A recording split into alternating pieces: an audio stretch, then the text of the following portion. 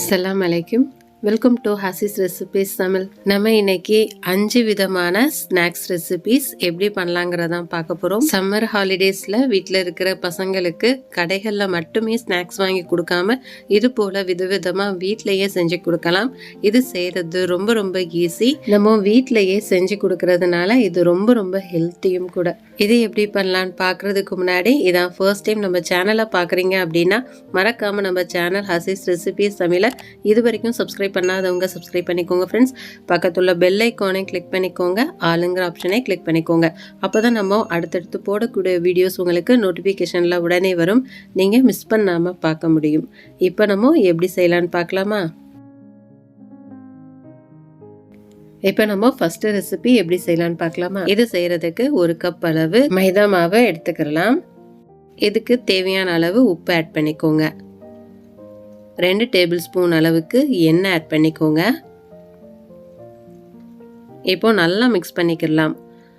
இந்த அளவு நல்லா மிக்ஸ் பண்ணதுக்கு அப்புறமேலு ஒரு விஸ்கு வச்சு கொஞ்சம் கொஞ்சமாக தண்ணி ஊற்றி கட்டி இல்லாமல் நல்லா கரைச்சிக்கிடலாம்.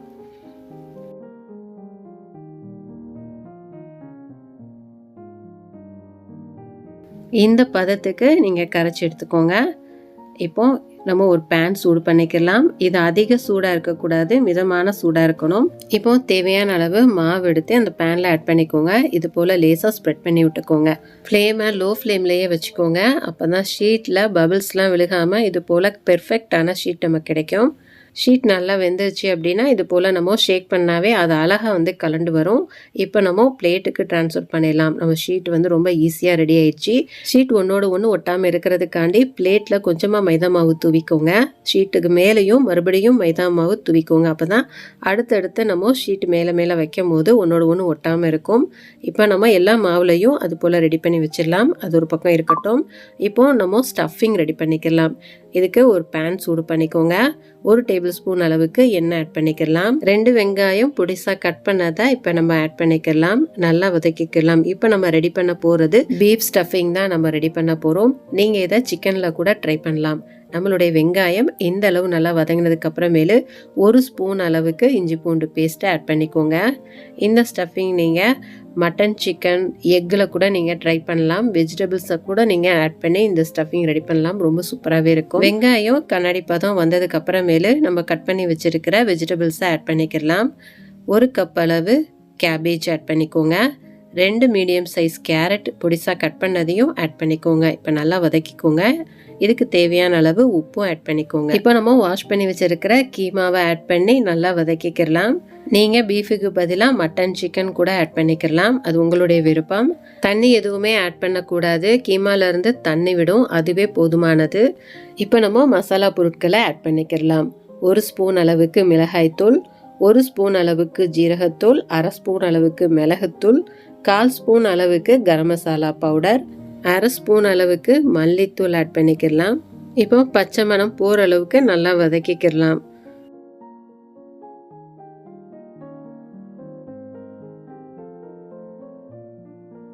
இந்த அளவு நல்லா வதங்கினதுக்கு அப்புறமேலு 1 ஸ்பூன் அளவுக்கு சோயா சாஸ் ஆட் பண்ணிக்கோங்க. இப்போ ஒரு 1/2 கப் அளவு வெங்காயத்தால் ஆட் பண்ணிக்கலாம். இருந்தால் ஆட் பண்ணிக்கோங்க. இல்லைன்னா இதுக்கு பதிலாக நீங்கள் மல்லி எல்லாம் ஆட் பண்ணிக்கலாம். இப்போ நல்லா மிக்ஸ் பண்ணி விட்டுக்கலாம். இப்போ ஒரு மூடி போட்டு லோ ஃப்ளேம்லேயே குக் பண்ணலாம். நல்லா கம்ப்ளீட்டாக தண்ணி எல்லாம் ட்ரை ஆகி நல்லா பீஃப் குக் ஆகிற வரைக்கும் இதை லோ ஃப்ளேம்லேயே குக் பண்ணிக்கலாம். ஹை ஃப்ளேமில் வச்சோம் அப்படின்னா தண்ணி சட்டனை குறைஞ்சிரும், அப்புறம் சரியாக குக் ஆகாமல் போயிடும். அதனால் லோ ஃப்ளேம்லேயே வச்சு நீங்கள் இது போல் குக் பண்ணிக்கோங்க. இப்போ நம்மளுடைய கீமா சூப்பராக குக் ஆயிருச்சு. கொஞ்சம் கூட தண்ணி இல்லாமல் சூப்பராக நம்ம ஸ்டஃபிங் ட்ரையாக இருக்குது. இப்போ இந்த ஸ்டேஜில் நம்ம ஸ்டவ் ஆஃப் பண்ணிடலாம். அது ஒரு பக்கம் இருக்கட்டும். இப்போ ஒரு பவுலில் 2 டேபிள் ஸ்பூன் அளவுக்கு மைதா மாவு ஆட் பண்ணி கொஞ்சமாக தண்ணி ஊற்றி நல்லா கெட்டியாக கொஞ்சம் கூட கட்டி இல்லாமல் நல்லா கரைச்சி வச்சுக்கோங்க ஒரு பேஸ்ட் பதத்துக்கு. இப்போ அது ஒரு பக்கம் இருக்கட்டும். இப்போ நம்ம ஸ்டஃபிங் எப்படி வைக்கலான்னு பார்க்கலாம். இப்போ இது போல் நம்ம ஒரு ஷீட் எடுத்துக்கலாம். அதில் நமக்கு தேவையான அளவு ஸ்டஃபிங் வச்சுக்கலாம். இப்போ நம்ம ரெடி பண்ணி வச்சிருக்கிற மைதா மாவு பேஸ்ட்டை இது போல் சுற்றி அப்ளை பண்ணிக்கோங்க. அப்போ தான் அது பிரியாமல் வரும். அதுக்காண்டி இப்போ நம்ம ரோல் பண்ணிடலாம். ஃபஸ்ட்டு இது போல் லேசாக ஒரு ஃபோல்டு பண்ணிக்கோங்க. அதை நல்லா ப்ரெஸ் பண்ணிவிட்டு இந்த சைடு ஒரு ஃபோல்டு, அந்த சைடு ஒரு ஃபோல்டு பண்ணி இது போல் லேசாக நீங்கள் ரோல் பண்ணீங்க அப்படின்னா நம்மளுடைய ஸ்ப்ரிங் ரோல் சூப்பராக ரெடி ஆயிரும். இது மாதிரி எல்லா ஷீட்லேயுமே நம்ம ரெடி பண்ணி வச்சிடலாம்.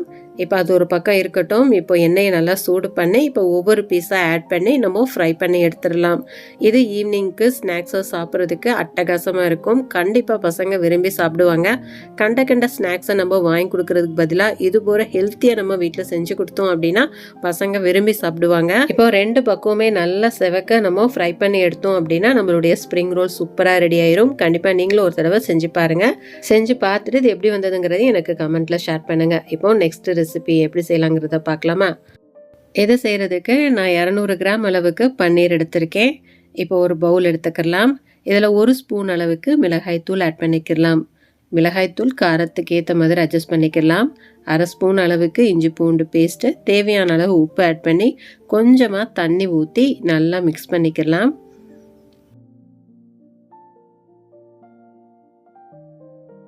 இந்த அளவு நல்லா மிக்ஸ் பண்ணதுக்கு அப்புறமேல இப்போ நம்ம கட் பண்ணி வச்சிருக்கிற பன்னீரை ஆட் பண்ணி நல்லா மிக்ஸ் பண்ணிக்கலாம். அப்பதான் நல்லா மசாலாலாம் பிடிச்சி உப்பெல்லாம் பிடிச்சி சாப்பிட்றதுக்கு ரொம்ப சூப்பராக இருக்கும். கொஞ்சம் ஸ்லோவாக மிக்ஸ் பண்ணுங்க, இல்லைன்னா பன்னீர் உடைய ஆரம்பிச்சிரும்.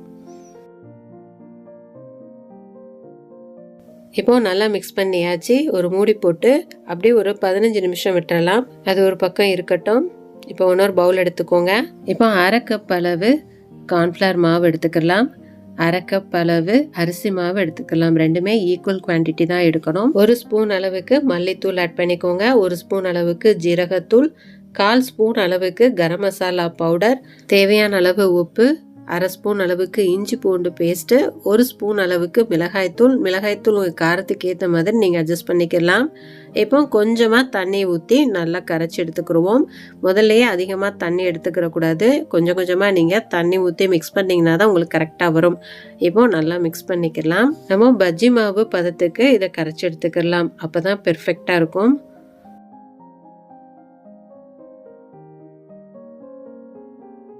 இப்போ கட்டி இல்லாமல் நம்ம நல்லா கரைச்சி எடுத்தாச்சு. இந்த அளவு இருக்கும். இப்போ நம்ம ஸ்பூன் விட்டு எடுத்தோம் அப்படின்னா மாவு ஃபுல்லாக விழுகக்கூடாது. அதில் நல்லா கோட்டாகி இருக்கணும். அப்போ இது கரெக்டான கன்சிஸ்டன்சி.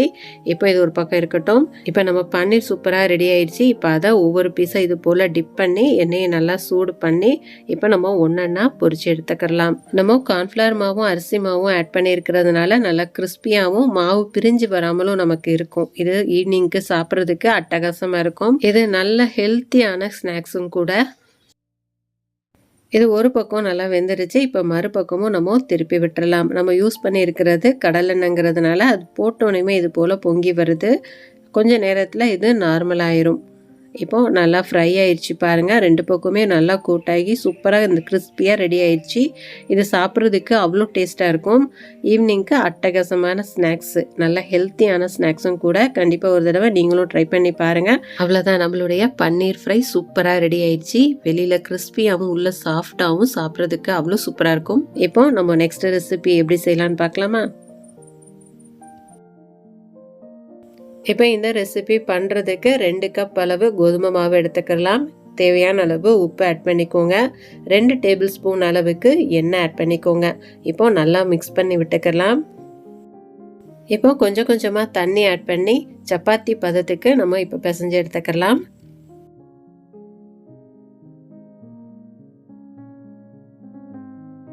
இப்போ மாவு காயாமல் இருக்கிறதுக்காண்டி கொஞ்சமாக மேலே எண்ணெய் ஆட் பண்ணி இது போல் நல்லா பிரட்டி விட்டு ஒரு 1/2 மணி நேரம் அப்படியே ஊற வச்சிடலாம். இது ஒரு பக்கம் இருக்கட்டும். இப்போ ஒரு பவுல் எடுத்துக்கோங்க. அதில் 1/4 கிலோ அளவு நல்லா வாஷ் பண்ண சிக்கன் கீமா ஆட் பண்ணிக்கலாம். ஒரு பெரிய சைஸ் வெங்காயம் பொடிசாக கட் பண்ணதை ஆட் பண்ணிக்கலாம்.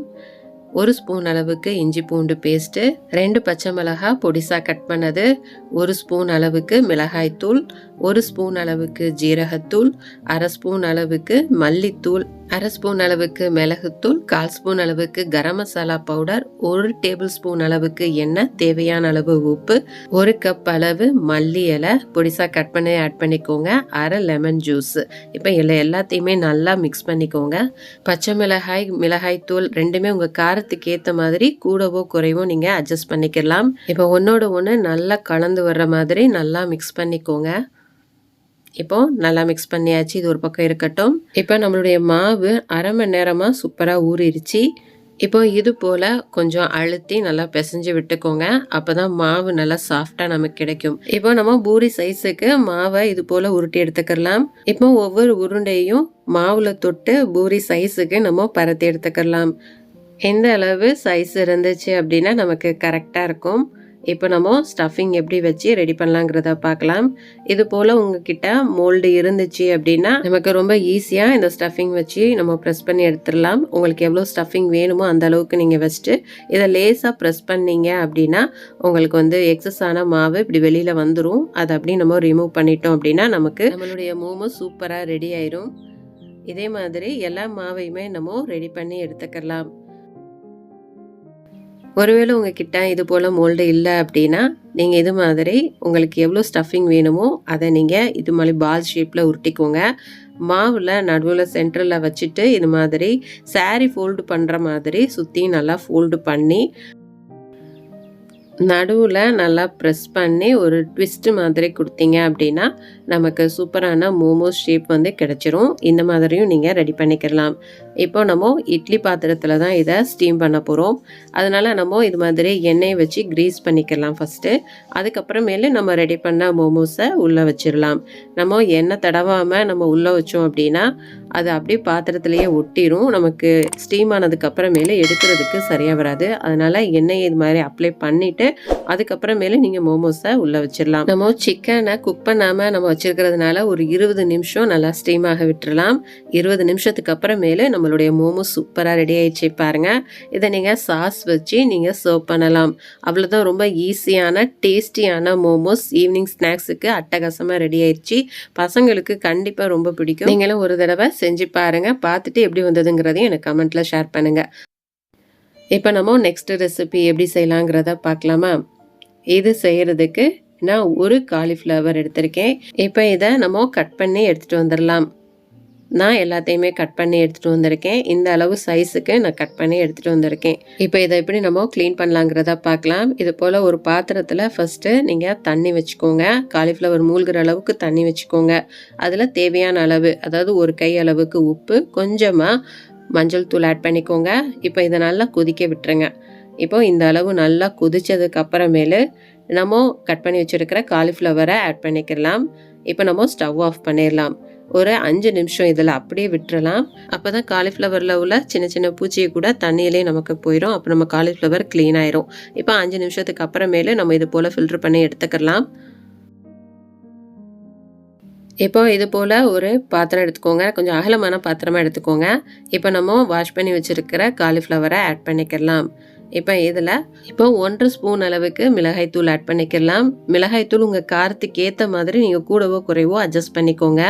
தேவையான அளவு உப்பு ஆட் பண்ணிக்கோங்க. 1 ஸ்பூன் அளவுக்கு இஞ்சி பூண்டு பேஸ்ட்டை ஆட் பண்ணிக்கோங்க. இப்போ ஒன்றோட ஒன்று நல்லா மிக்ஸ் ஆகிற மாதிரி நல்லா இது போல் கலந்து விட்டுக்கோங்க. இப்போ 1/2 ஸ்பூன் அளவுக்கு கரம் மசாலா பவுடர் ஆட் பண்ணிக்கோங்க. 1/2 கப் அளவு கடலை மாவு ஆட் பண்ணிக்கோங்க. 1/4 கப் அளவு அரிசி மாவு ஆட் பண்ணிக்கோங்க. 1 டேபிள் ஸ்பூன் அளவுக்கு கார்ன்ஃப்ளவர் மாவு ஆட் பண்ணிக்கோங்க. இப்போ இது எல்லாத்தையும் ஃபஸ்ட்டு ஒன்றா நல்லா மிக்ஸ் பண்ணிக்கோங்க.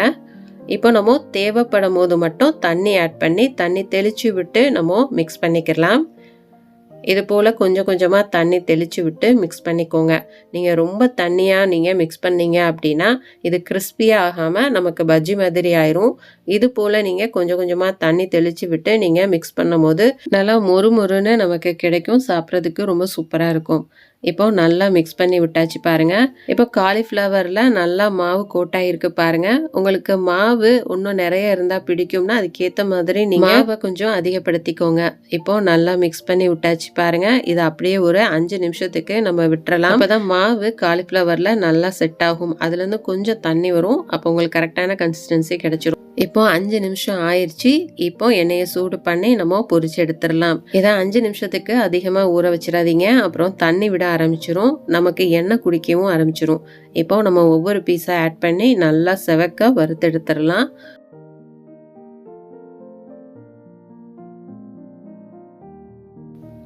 இப்போ நல்லா சூப்பராக வறுபட்டுருச்சு பாருங்கள். இப்போ இந்த ஸ்டேஜில் கொஞ்சமாக நான் கருவேப்பிலை ஆட் பண்ணுறேன். ஃப்ரெஷ்ஷான கருவேப்பிலை இருந்துச்சு அப்படின்னா இன்னும் சூப்பராக இருக்கும். என்கிட்ட ட்ரையான கருவேப்பிலை தான் இருக்குது. இப்போது நம்மளுடைய காலிஃப்ளவர் பக்கோடா சூப்பராக ரெடி ஆயிடுச்சு.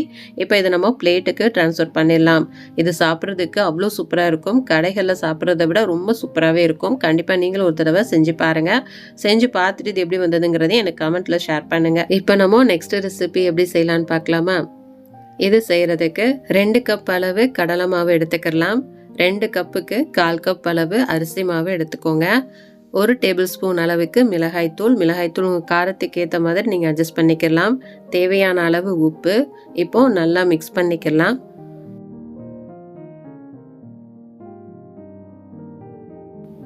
இதுக்கு ஒரு 1/2 ஸ்பூன் அளவுக்கு இஞ்சி பூண்டு பேஸ்ட்டை ஆட் பண்ணிக்கலாம். அதையும் நல்லா மிக்ஸ் பண்ணி விட்டுக்கலாம். இது முதலையே ஆட் பண்ணிக்கோங்க. நான் மறந்ததுனால இப்போ ஆட் பண்ணுறேன். இப்போ நல்லா மிக்ஸ் பண்ணதுக்கு அப்புறமேலு கொஞ்சம் கொஞ்சமாக தண்ணி ஊற்றி நல்லா பஜ்ஜி மாவு பதத்துக்கு கரைச்சி எடுத்துக்கலாம். இந்த அளவு நல்லா அடிச்சு எடுத்துக்கோங்க. நிறைய தண்ணி ஊற்றிட்டீங்க அப்படின்னா நமக்கு கரெக்டான கன்சிஸ்டன்சி கிடைக்காது. கொஞ்சம் கொஞ்சமாக தண்ணி ஊற்றி இது போல் நீங்கள் நல்லா கரைச்சி எடுத்துக்கோங்க. நம்ம இதில் சோடா உப்பு எதுவுமே ஆட் பண்ணலை. நம்ம சோடா உப்பு போடாமலே இது ரொம்ப சூப்பராகவே வரும். உங்களுக்கு வேணும்னா நீங்கள் ஒரு பிஞ்ச் அளவு ஆட் பண்ணிக்கலாம். அப்போ நல்லா இன்னும் புஷ்ஷுன்னு வரும். இப்போ நம்மளுடைய மாவு சூப்பராக ரெடி ஆயிடுச்சு பாருங்கள். இப்போ நம்ம விரல்களை உள்ளே விட்டு எடுக்கும் போது நம்ம விரலில் அது விழுகாமல் நமக்கு நல்லா கோட்டாக இருக்குது பாருங்கள். இதுதான் வந்து கரெக்டான கன்சிஸ்டன்சி. நம்ம இதை வந்து உருளைக்கிழங்குல தான் செய்ய போகிறோம். நம்ம உருளைக்கிழங்க வாழைக்காய் பஜ்ஜி போடுறதுக்கு எந்த அளவு தின்னா நம்ம சீவி வைப்போமோ அது மாதிரி நான் சீவி வச்சுருக்கேன். இதை நம்ம தண்ணியிலலாம் போடக்கூடாது. வாழைக்காய் பஜ்ஜிக்கு நம்ம எப்படி சீவி வைப்போமோ அதே மாதிரி சும்மா நம்ம சீவி வச்சா போதும். இப்போ நம்ம ஒவ்வொரு பீஸையும் இது போல் மாவில் ஃபுல்லாக நல்லா டிப் பண்ணிவிட்டு எண்ணெய் நல்லா சூடு பண்ணி பஜ்ஜி மாதிரியே பொரிச்செடுத்தோம் அப்படின்னா நம்மளுடைய உருளைக்கிழங்கு பஜ்ஜி சூப்பராக ரெடி ஆயிரும். டேஸ்ட் அட்டகாசமாக இருக்கும். உங்ககிட்ட உருளைக்கிழங்கு இல்லை அப்படின்னா நீங்கள் வெங்காயத்தில் கூட இதே மாதிரி சீவி நீங்கள் மாவில் டிப் பண்ணி ஃப்ரை பண்ணீங்க அப்படின்னா உங்களுடைய வெங்காய பஜ்ஜியும் சூப்பராக ரெடி ஆயிரும். டேஸ்ட் அட்டகாசமாக இருக்கும். கண்டிப்பாக நீங்கள் ட்ரை பண்ணி பாருங்கள். இப்போ நம்மளுடைய உருளைக்கிழங்கு பஜ்ஜி சூப்பராக ரெடி ஆயிடுச்சு. நான் ஷேர் பண்ணியிருக்கிற இந்த 5 ஸ்நாக்ஸ் ரெசிபீஸும் உங்களுக்கு யூஸ்ஃபுல்லாக இருக்கும் நான் நம்புகிறேன். யூஸ்ஃபுல்லாக இருந்துச்சு அப்படின்னா உங்கள் ஃப்ரெண்ட்ஸ் ரிலேட்டிவ்ஸ் எல்லாருக்குமே நிறைய ஷேர் பண்ணி விடுங்க. அவங்களுக்கும் யூஸ்ஃபுல்லாக இருக்கட்டும். மறக்காமல் நம்ம சேனல் ஹசீஸ் ரெசிபீஸ் தமிழை இது வரைக்கும் சப்ஸ்கிரைப் பண்ணாதவங்க சப்ஸ்கிரைப் பண்ணிக்கோங்க ஃப்ரெண்ட்ஸ். நம்ம நெக்ஸ்ட் வீடியோவில் பார்க்கலாம். தேங்க்ஸ் ஃபார் வாட்சிங்.